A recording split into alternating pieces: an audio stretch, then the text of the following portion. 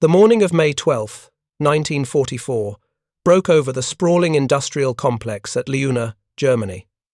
The sky was clear, too clear. At the massive synthetic fuel plant, shift workers were just beginning their day, unaware that high above them, nearly 800 American bombers were descending through the clouds.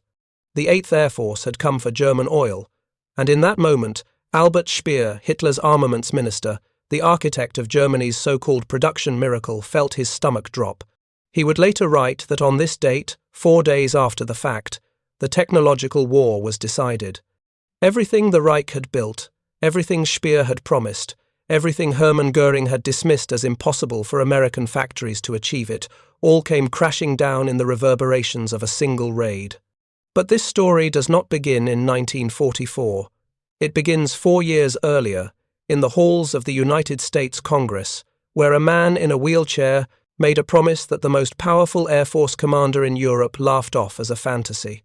If you're enjoying this deep dive into the story, hit the subscribe button and let us know in the comments from where in the world you are watching from today. In May of 1940, the world was watching Europe collapse. Hitler's Wehrmacht had swept through Poland the previous fall, and now the Blitzkrieg was tearing through Western Europe with terrifying speed. Denmark fell in 6 hours, Norway in 2 months, the Netherlands in 5 days, Belgium in 18. And France, the nation that had bled itself white holding the Kaiser's army for 4 years in the previous war, France surrendered in just 6 weeks. The United States, still clinging to neutrality, had the 12th largest army in the world, behind Brazil. The entire American tank inventory numbered 32 vehicles.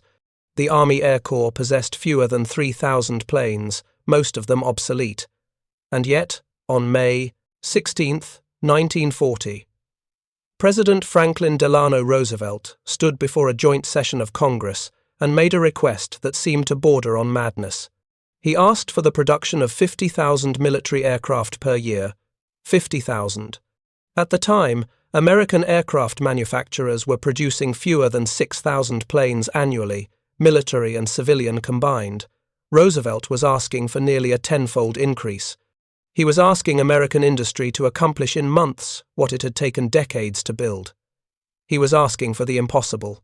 In Berlin, Reichsmarschall Hermann Göring, commander of the Luftwaffe, Hitler's designated successor, the most decorated officer of the First World War, heard Roosevelt's request and laughed.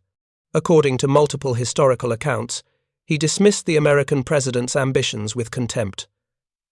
The Americans cannot build aeroplanes, Göring reportedly declared. They are very good at refrigerators and razor blades. Insisted, could produce 50,000 planes a year. It was pure propaganda, bluster from a country that had grown soft on consumer goods and jazz music. The Americans were bluffing, and even if they were not, it would take them years to mobilize. By then, Germany would have won. Hitler shared his air minister's confidence, though perhaps not his complacency. In private, the Führer understood the potential danger of American industry. He had read the production statistics. He knew that even during the Depression, American national income had been nearly double the combined national incomes of Germany, Japan, and Italy. He knew that American steel production exceeded Germany's, that American coal mines outproduced German ones by a significant margin. But Hitler needed to believe that time was on Germany's side. The war would be short. The Americans would never mobilize quickly enough to matter, and even if they did try to build their 50,000 planes, the undertaking would expose the fundamental weakness of democratic societies, their inability to sacrifice comfort for victory. This was the central miscalculation of the Second World War, and it would cost the Axis powers everything. To understand how completely Göring and Hitler misjudged American industrial capacity, you must first understand what American industry looked like before the war. In 1939, the United States was still recovering from the Great Depression. Unemployment hovered around 17%. Factories sat idle. The automobile industry, the crown jewel of American manufacturing, was operating well below capacity. Detroit's assembly lines, which had revolutionized production a generation earlier, were turning out cars for a market that could barely afford them. But within this economic malaise lay dormant power. The American automobile industry alone employed hundreds of thousands of skilled workers. Its factories contained precision machine, tools, assembly line infrastructure, and logistical networks that no other nation could match.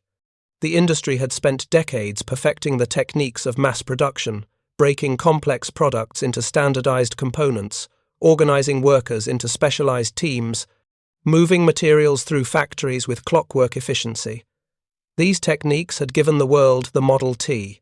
They had made the automobile affordable to the working class, and they could be applied to other things. When Roosevelt made his 50,000 plane request, he was not speaking to Congress alone. He was speaking to Detroit. He was speaking to the men who had built the American automobile industry, men like William Knudsen, the Danish immigrant who had risen from the factory floor to become president of General Motors. Knudsen understood mass production the way a musician understands scales. He had worked for both Ford and General Motors, and he knew that the fundamental principles of building a car standardization, specialization, continuous flow could be applied to building anything, including bombers. In May of 1940, Roosevelt summoned Knudsen to Washington. The president needed someone who could translate his ambitious production targets into reality, someone who could convince American industry to stop making sedans and start making fighters. Knudsen was the obvious choice. He was, by all accounts, the most capable production man in the country. When Roosevelt asked Knudsen to take charge of American war production, the General Motors president faced a decision. He would have to leave his company sacrificing a $300,000 annual salary for the nominal $1 per year that government service paid. His chairman, Alfred Sloan, warned him that if he left, he might not be able to return. Knudsen went anyway. "The president asked me to do this," he later explained. "I felt I should do it. It was one of the most consequential decisions of the war." Under Knudsen's leadership, American industry would undergo a transformation unlike anything in human history. Automobile factories would become aircraft plants. Refrigerator manufacturers would produce machine guns. Companies that had never built anything more complex than farm equipment would turn out precision instruments for bombers. The scale was staggering. The speed was unprecedented, and the results would exceed even Roosevelt's most optimistic projections. But in 1940, that future was far from certain. The aircraft industry, in particular, presented enormous challenges. Unlike automobiles, which had been mass-produced for decades, aircraft were still largely built by hand. Each plane was essentially custom-made, assembled by skilled craftsmen using techniques that had more in common with tailoring than manufacturing. Blueprints were often incomplete or inconsistent. Parts were fitted individually rather than standardized. Production rates were measured in single digits per month. This was the reality that Charles Sorensen encountered when he visited the Consolidated Aircraft plant in San Diego in December of 1940. Sorensen was Ford Motor Company's head of production, a man who had helped design the original moving assembly line for the Model T. He had been sent to California to evaluate whether Ford could help manufacture the B-24 Liberator, a new heavy bomber that the Army Air Corps desperately needed. What Sorensen saw shocked him. The Consolidated plant was turning out B-24 seconds, the way a bespoke tailor makes suits one at a time, with extensive hand-fitting and adjustment. Workers stood over partially completed aircraft in the California sunshine, manually adjusting components to make them fit. There was no assembly line. There was no continuous flow. There were just skilled craftsmen doing their best to piece together one of the most complex machines ever designed. Sorensen spent the day watching and thinking. That night, in his room at the Coronado Hotel, he stayed up late with a pencil and paper. He sketched out a different way, a factory that would apply automobile production techniques to aircraft manufacturing. It would be a mile long and a quarter-mile wide, the largest single industrial building ever constructed. It would have dual assembly lines, each capable of turning out a completed four-engine bomber in hours rather than weeks.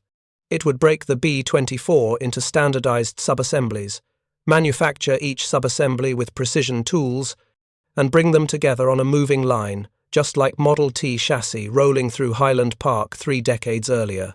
When Sorensen showed his sketch to Edsel Ford the next morning, the younger Ford immediately grasped the vision. So did his father.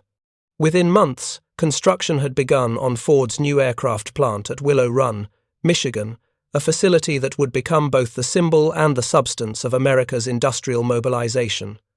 Willow Run was not simply a factory. It was a statement of intent. The main building covered 3.5 million square feet over 67 acres, under a single roof. The assembly line stretched more than a mile, with a distinctive 90-degree turn 2/3 of the way through to keep the facility within a single county for tax purposes. The plant would eventually employ over 42,000 workers, many of them women who had never worked in manufacturing before. But Willow Run's early months were plagued with problems. The Army Air Corps kept changing the B-24's design, requiring expensive modifications to Ford's carefully planned production line. Consolidated Aircraft, which still controlled the bomber's blueprints, proved difficult to work with. Ford's engineers discovered that many of the drawings were incomplete or contradictory. Skilled workers were hard to find, and housing near the plant was scarce. The press, which had initially celebrated Ford's ambitions, began to mock the troubled facility. "Will it run?" the Detroit Free Press asked skeptically. In all of 1942, Willow Run produced just 56 bombers. Göring's dismissal seemed prophetic. The Americans were indeed good at refrigerators. Perhaps they really could not build aircraft. But something was happening beneath the struggles. Ford's engineers were learning. They were standardizing the B-24's components, creating precision tools that could produce identical parts by the thousands. They were training workers, many of them women, many of them migrants from rural areas who had never seen a factory floor, to perform specialized tasks with speed and accuracy. They were solving the problems that had seemed insurmountable just months earlier. By early 1943, production began to accelerate. In January, Willow Run produced 37 bombers. In February, 75. In March, 104. In April, 148. And still the numbers climbed. By the summer of 1944, Willow Run was producing a completed B-24 Liberator every 63 minutes, 24 hours a day, 7 days a week. At peak production, the plant turned out 428 bombers in a single month, with capacity to produce 650. The Army Air Forces actually asked Ford to slow down. "We have no place to park them," military officials explained. "The losses in combat haven't been what we expected. The Americans were building bombers faster than they could use them, faster than they could lose them, faster than anyone had imagined possible." And Willow Run was just one plant. Across the country, similar transformations were taking place. Douglas Aircraft expanded its facilities in California and Oklahoma. Boeing built new factories in Seattle and Wichita. Consolidated opened plants in Fort Worth and San Diego. General Motors converted its automobile factories to produce aircraft components. Chrysler built tank plants. Shipyards that had launched a handful of vessels per year began producing them by the hundred. The numbers tell the story.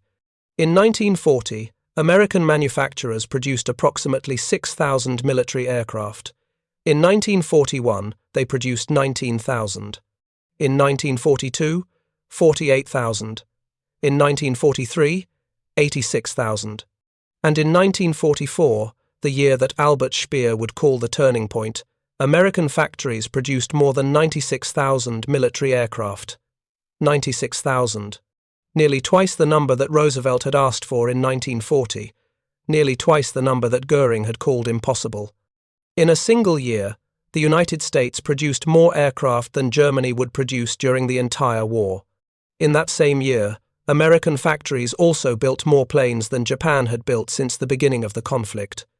The scale of American production was not simply impressive, it was overwhelming. Consider the B-24 Liberator alone. Between 1940 and 1945, American factories produced 18,482 of these four-engine heavy bombers, more than any other American military aircraft in history. Each B-24 contained over 450,000 parts, including 360,000 rivets, and weighed 36,000 pounds empty. The aircraft required miles of wiring, thousands of fasteners, hundreds of precision instruments. And yet, by 1944, American workers were assembling them faster than one per hour. The human element of this achievement deserves particular attention. When the war began, the American aircraft industry employed fewer than 50,000 workers. By November of 1943, that number had swelled to 2.1 million, an increase of over 4,000%. Many of these workers were women who had never held industrial jobs before. At Willow Run, alone, women eventually comprised more than a third of the workforce. They learned to rivet, weld, and operate precision machinery. They worked 6 days a week, often on rotating shifts that kept the assembly lines running around the clock. They became the human engines of American air power. The famous figure of Rosie the Riveter, the muscular woman with rolled sleeves and a determined expression, was not mere propaganda. She represented a genuine revolution in the American workforce. By 1943, over 310,000 women worked in the aircraft industry alone, making up 65% of the sector's total workforce. They proved that the skills required for aircraft production, precision, attention to detail, manual dexterity, were not exclusive to men. They proved that a nation could double its productive capacity by tapping the full potential of its population. This human mobilization extended beyond the factory floor. Engineers designed new tools and techniques to accelerate production. Managers reorganized workflows to eliminate bottlenecks. Transportation networks were expanded to move raw materials and finished products. Training programs turned farmers and shopkeepers into skilled industrial workers in a matter of weeks. The entire American economy oriented itself toward a single goal: outproducing the enemy. The results transformed the war. Consider the strategic bombing campaign against Germany. In early 1943, the 8th Air Force was struggling to maintain operations. Losses were severe, sometimes exceeding 10% per mission, and replacement aircraft were scarce. Bomber groups were chronically under strength. The combined bomber offensive that American and British planners had envisioned seemed dangerously close to failure. But by the summer of 1944, the calculus had completely changed. American factories were producing bombers faster than the Germans could shoot them down. The 8th Air Force, which had struggled to put 200 bombers over a target in early 1943, could now dispatch over 1,000. The 15th Air Force, operating from Italy, added hundreds more. The Luftwaffe, for all its skill and determination, simply could not keep pace. Every German fighter that rose to intercept American bombers faced not only immediate combat, but also the mathematical certainty that 10 more bombers would roll off American assembly lines for every one shot down. This was the reality that Albert Speer confronted in the spring of 1944. As Germany's armaments minister, Speer had worked miracles of his own tripling German production between early 1942 and mid-1944, despite Allied bombing, material shortages, and the chaos of Nazi bureaucracy. German aircraft production actually peaked in September of 1944, when factories turned out nearly 4,000 planes in a single month. But, even at this peak, German output was barely a third of what American factories were producing. And while German production was straining against absolute limits, shortages of fuel, labor, and raw materials that no amount of rationalization could overcome, American production still had room to grow. The Americans, Speer realized, were not just outproducing Germany. They were outproducing the entire Axis combined, and the gap was widening. The psychological impact of American production on German forces cannot be overstated. It was one thing to read statistics in a briefing, to see columns of numbers showing enemy output climbing month after month. It was quite another to experience that production firsthand, to watch the sky darken with aircraft that seemed to multiply faster than they could be destroyed. German fighter pilots felt this reality most acutely. In the early years of the war, Luftwaffe aces had racked up extraordinary victory totals against Soviet and British opponents. Men like Erich Hartmann, Gerhard Barkhorn, and Günther Roll claimed hundreds of kills, numbers that would have seemed fantastical to their Allied counterparts. But by 1944, these same pilots were confronting terrible arithmetic. For every American bomber they shot down, 10 more appeared. For every P-51 Mustang they destroyed, the next week brought replacements. The Luftwaffe was bleeding itself white against an enemy that seemed to have infinite reserves. Adolf Galland, the general of Germany's fighter forces, later described the situation in stark terms. By May of 1944, the Luftwaffe was losing pilots faster than the training system could replace them. 489 experienced pilots killed in a single month against only 396 new graduates from flight schools. This represented a net loss of 25% of Germany's fighter pilot strength in just 30 days. The men dying were not raw recruits, but seasoned veterans, pilots with years of combat experience who could not be replaced at any price. And it was not just pilots. The Luftwaffe was losing aircraft at an unsustainable rate. German industry, despite Speer's organizational genius, could not keep pace with both combat losses and the relentless Allied bombing of production facilities. By the autumn of 1944, new fighters sat idle on German airfields, not because pilots were unavailable, but because there was no fuel to fly them. The bombing of synthetic oil plants, which had begun with that fateful raid on Luna in May, had crippled German fuel production. Aviation gasoline output plummeted from 175,000 tons in April to just 5,000 tons in September. The Luftwaffe, which had once dominated the skies over Europe, was being strangled. This was the irony that Göring could never have anticipated.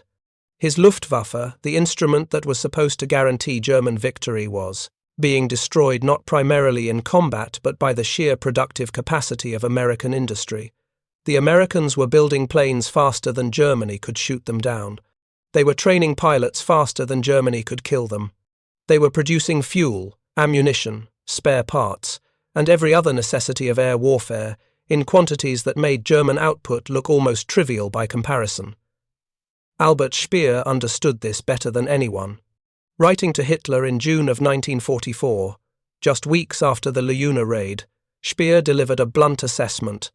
The enemy has succeeded in increasing our losses of aviation gasoline up to 90% by June 22nd. Only through speedy recovery of damaged plants has it been possible to partly regain some of the terrible losses. By August, Speer was warning Hitler that continued attacks on oil production would be catastrophic. The German economy is heading for inevitable collapse, he wrote in March of 1945. He predicted the end would come within 4 to 8 weeks. He was right. But the psychological impact of American production extended far beyond the German military leadership. Ordinary German soldiers, the men fighting in the trenches and foxholes of the Western and Eastern fronts, were also coming to terms with the overwhelming material superiority of their American enemy. This realization often came not through combat, but through a more intimate encounter: capture. Between 1942 and 1945, nearly 400,000 German prisoners of war were transported to the United States. Most arrived expecting the worst. Nazi propaganda had portrayed Americans as decadent and soft, yes, but also as cruel and ruthless toward their enemies. Some German soldiers had heard rumors of mistreatment, of starvation and brutality in Allied prison camps. Many feared that their captivity would be harsh, perhaps fatal. What they found instead was profoundly disorienting. The journey itself was the first shock. German prisoners were typically captured in North Africa, Italy, or France, then transported by ship to American ports before being moved by train to prison camps in the interior. The ships were often Liberty ships, those mass-produced cargo vessels that American shipyards were turning out by the thousand. The prisoners travelled not in squalid holds, but in reasonable conditions, with regular meals that were often better than what they had received in the German military. And then came the trains. The prisoners rode in Pullman cars, the same comfortable coaches that carried American civilian passengers. They had upholstered seats, large windows, even dining service. For men who had spent months or years in combat, who had endured the privations of the German military supply system, who had been told that America was a land of spoiled weaklings, the experience was surreal. One German prisoner later recalled pressing his nose against the window as the train crossed the American countryside, marveling at the endless farmland, the undamaged cities, the apparent abundance of everything. There was no sign of the war here. No bombed outbuildings, no food shortages, no visible hardship of any kind. The America that German prisoners witnessed from their Pullman cars seemed almost untouched by the global conflict, prosperous, well-fed, and impossibly vast. Many prisoners began to understand, perhaps for the first time, just how hopeless the German cause had become. The prison camps themselves deepened this impression. Under the Geneva Convention of 1929, the United States was required to provide prisoners with living conditions comparable to those of its own military personnel. American authorities took this obligation seriously. German prisoners were housed in barracks similar to those used by American soldiers. They received the same food rations, approximately 3,000 calories per day, including meat, vegetables, bread, and coffee. They were issued clothing and personal items. They had access to medical and dental care. For many German prisoners, this standard of living was better than what they had known in the Wehrmacht. One former prisoner later described his first meal in American captivity as a dream: meat, vegetables, white bread, and real coffee, served on actual plates with proper utensils. He and his fellow prisoners joked among themselves that if they had known they would be treated this way, we would have surrendered sooner, instead of fighting, until we ran out of ammunition. But it was not just the quality of the food that astonished German prisoners, it was the quantity, the sheer abundance. In Germany, by 1944, civilian rations had been cut repeatedly. Meat, butter, and eggs were scarce. Bread was often adulterated with fillers. Fruit was a luxury.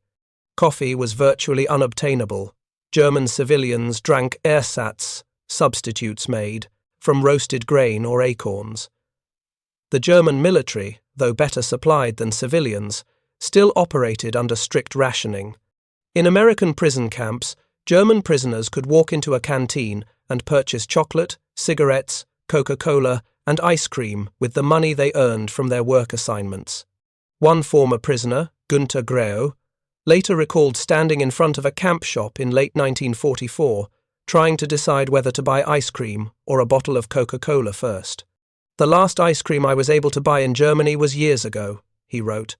For Grau and many others, this mundane choice, ice cream or Coca-Cola, became a powerful symbol of what American industrial capacity really meant. If the Americans could provide such luxuries to their enemies, what could they provide to their own soldiers? The answer, German prisoners soon learned, was everything. American GIs were the best equipped soldiers in the world. They had abundant food, warm clothing, reliable weapons, and endless ammunition. They had trucks to carry them and aircraft to support them. They had field hospitals, mobile kitchens, and regular mail service from home. They fought not with the desperate determination of men defending their homeland, but with the confident professionalism of men who knew that they would be resupplied, reinforced, and supported in whatever they needed. German soldiers who fought against Americans before becoming prisoners had witnessed this abundance firsthand. In North Africa, in Sicily, in Italy, and finally in France, they had seen American units call in airstrikes and artillery barrages with what seemed like limitless ammunition.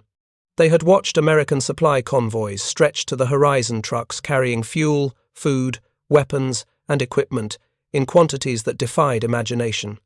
They had examined captured American equipment and found it to be solidly made, well designed, and apparently inexhaustible.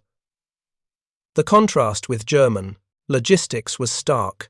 By 1944, the Wehrmacht was increasingly dependent on horse-drawn transport.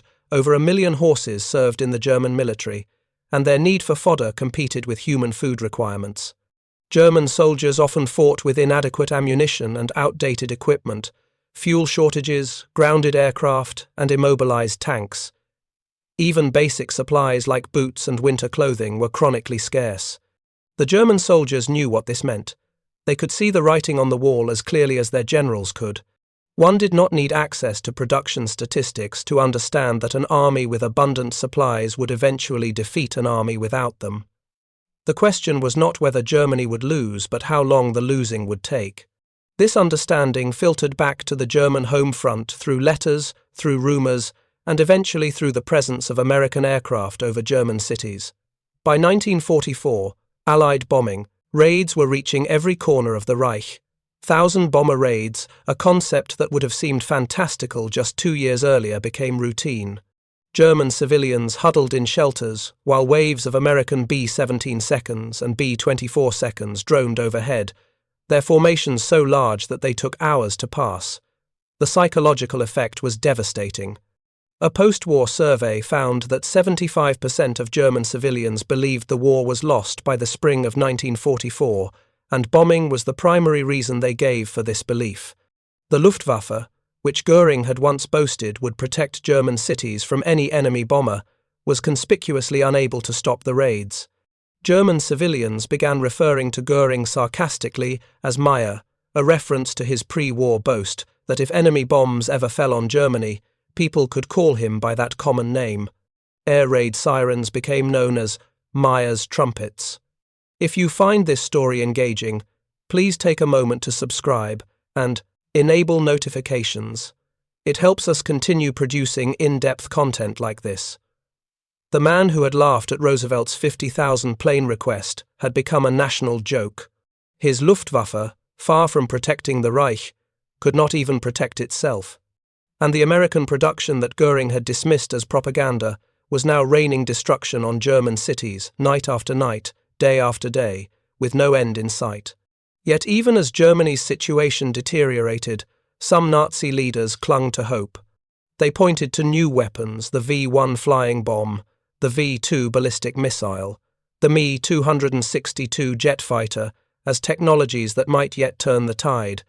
They spoke of secret programs and wonder weapons that would change everything. Surely German engineering genius would prevail over American industrial brute force. Surely quality would defeat quantity. But this hope was illusory.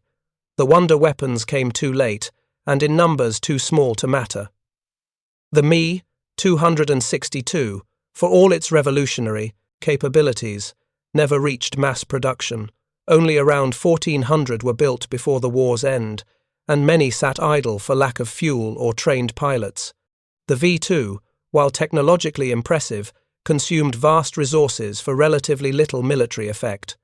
German engineering prowess, real as it was, could not overcome the fundamental reality that American factories were simply producing too much, too fast, for Germany to counter.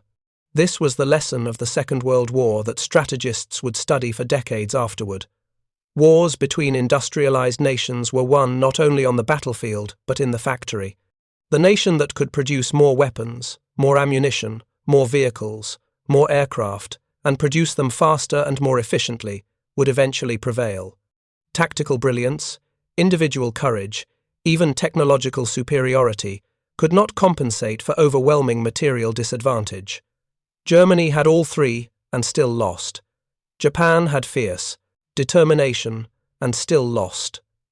They lost because they were outproduced, and no nation in history has ever outproduced anyone the way the United States outproduced the Axis powers in the Second World War.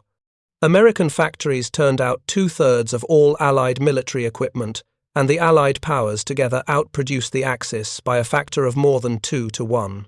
By 1944, American gross domestic product was more than 3 times Germany's and more than 5 times Japan's. American per-worker productivity was roughly double that of Germany and quintuple that of Japan. These were not marginal advantages. They were overwhelming ones. The human cost of this production, the price paid by the workers who made it possible, should not be forgotten. American factory workers labored long hours under difficult conditions. Industrial accidents were common. The pace of work was relentless. Many workers, particularly women and African Americans, faced discrimination and harassment even as they contributed to the war effort.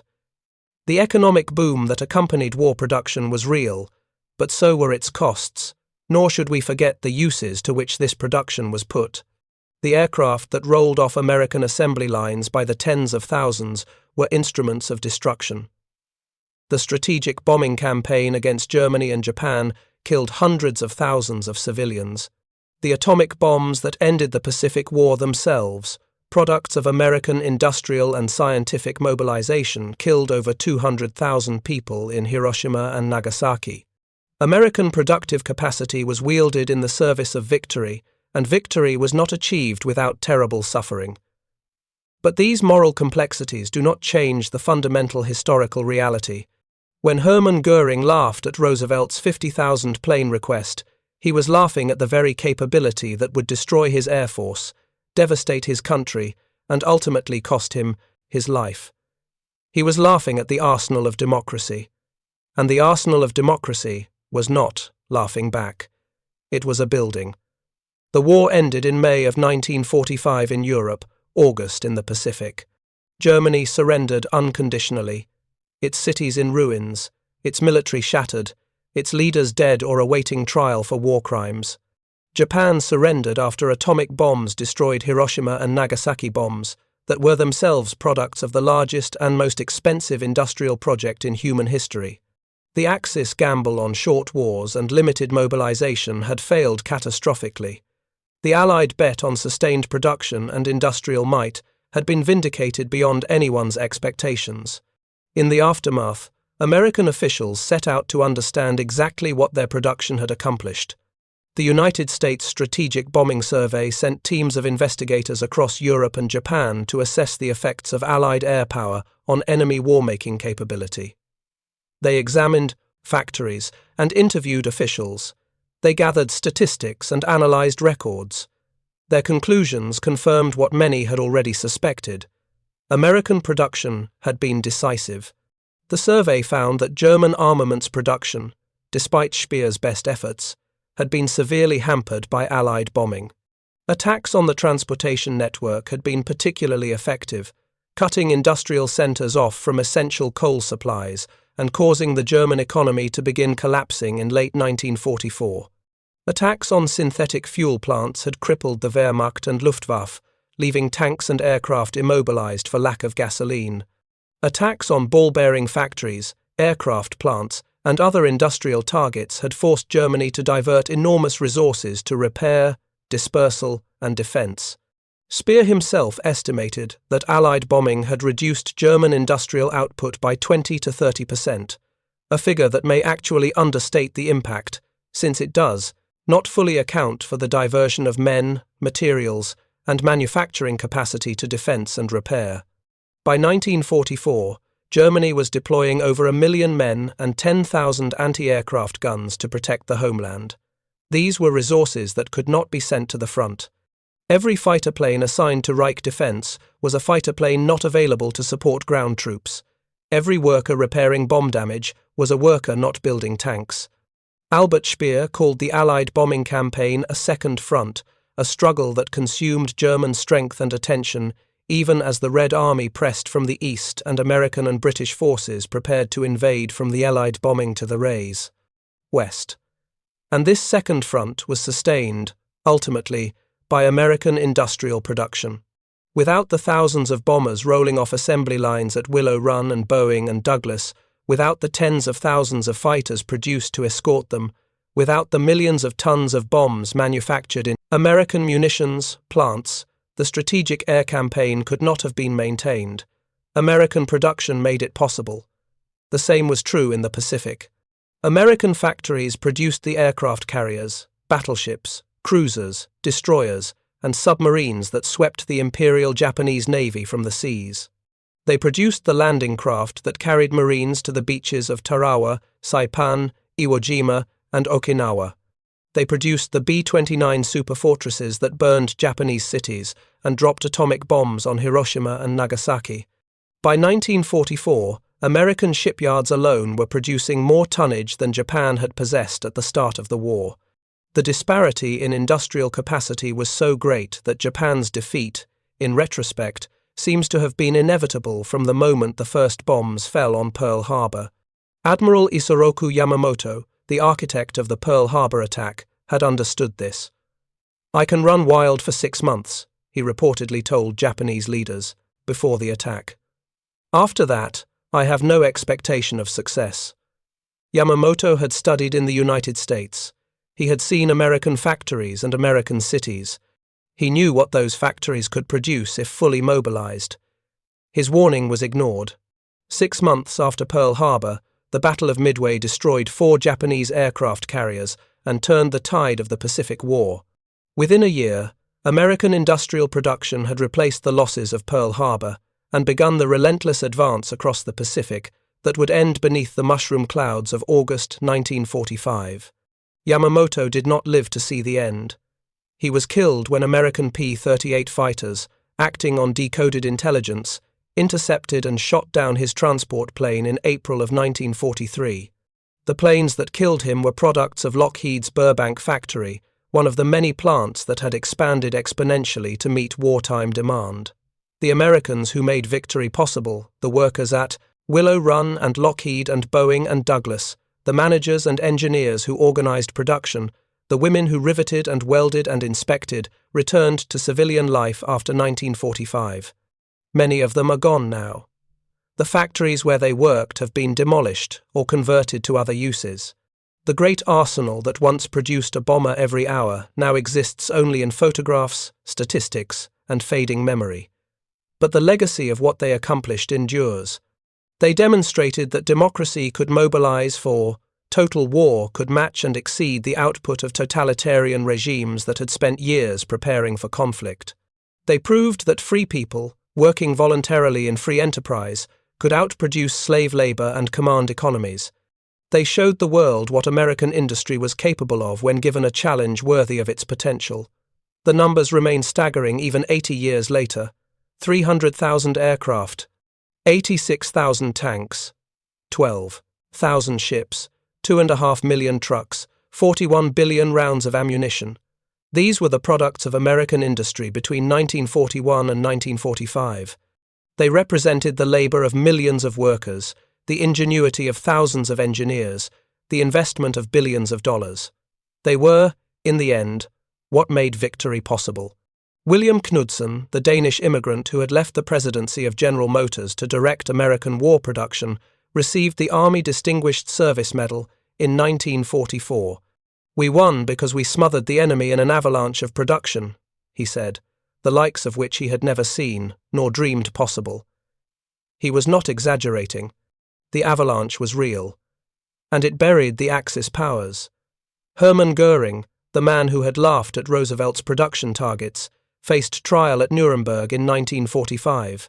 He was convicted of war crimes and crimes against humanity charges related not only to his role in the Luftwaffe, but also to his involvement in the Holocaust and the looting of occupied Europe. He was sentenced to death by hanging, but committed suicide with a cyanide capsule the night before his execution. His boast about American refrigerators and razor blades became one of history's most famous misjudgments, a symbol of Axis arrogance and blindness. Albert Speer also stood trial at Nuremberg. Unlike most of his fellow defendants, he accepted responsibility for his actions, for his use of forced labor, for his support of the Nazi regime, for his role in the war that had devastated Europe. He was sentenced to 20 years in prison, which he served in full before writing memoirs that became international bestsellers. Until his death in 1981, Speer maintained that he had not known about the Holocaust, a claim that historians have largely rejected. But he never denied the central lesson of his experience, that American production had decided the war. "The day the first bombs fell on Luna," he wrote, "the technological war was decided. The technological war, the industrial war, the war of factories and assembly lines and logistics networks. This was the war that the Axis powers lost because they underestimated their enemies, lost because they miscalculated the time available to them, lost because they could not imagine that a nation of refrigerator and razor blade manufacturers could transform itself into the most formidable weapons producer the world had ever seen. But perhaps the most profound legacy of American wartime production is not military but psychological. The men and women who lived through the war, Allied and Axis alike, emerged with a transformed understanding of what industrial civilization could accomplish. They had seen factories built in months. They had seen production increased by orders of magnitude. They had seen problems that seemed an insoluble yield to organization, effort, and ingenuity. They had seen the impossible made possible. This experience shaped the post-war world. American confidence in technology and industry confidence that large problems could be solved by mobilizing resources and expertise influenced everything from the space program to the interstate highway system to the war on poverty. The can-do spirit of the war years became a defining characteristic of American culture in the decades that followed. If we could build a bomber every hour, what couldn't we accomplish? The veterans of Willow Run and Rosie the Riveter's factory floor carried this spirit into the post-war economy. They built the suburbs and the shopping malls. They launched the consumer electronics revolution and the computer age. They raised families and started businesses and believed, because they had seen it with their own eyes, that there were no limits to what American industry could achieve.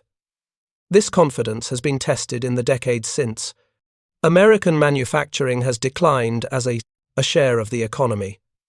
Many of the factories that once produced bombers and tanks now sit empty or have been converted to other uses. The skills of mass production have migrated to other countries. The idea that America could mobilize to outproduce any enemy seems, to some observers, like a relic of another era. But the fundamental truth demonstrated at Willow Run remains valid.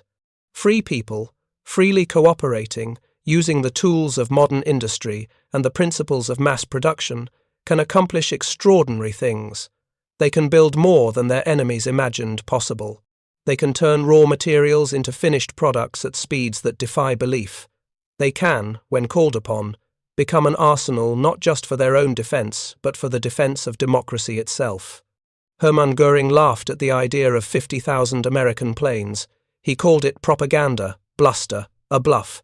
He was certain that the Americans could never deliver. In 1944, American factories produced 96,000 aircraft, nearly twice what Roosevelt had asked for, nearly twice what Göring had called impossible. The Reichsmarshal was wrong about American capabilities. He was wrong about refrigerators and razor blades. He was wrong about everything that mattered.